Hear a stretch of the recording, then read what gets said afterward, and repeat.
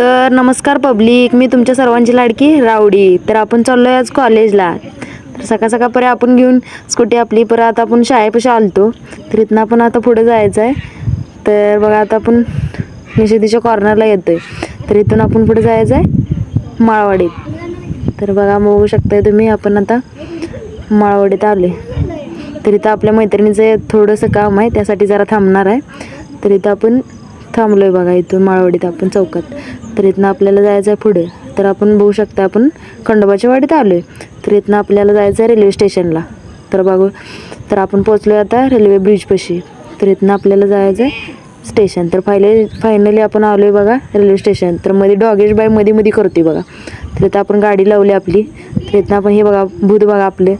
तर इथनं आपण फायनली आपण पोचलो रेल्वे स्टेशनला. तर आपली ट्रेन येऊस तर आपल्याला थांबायचं आहे. हे बघा बघू शकता तुम्ही, मला गाडी आल्या.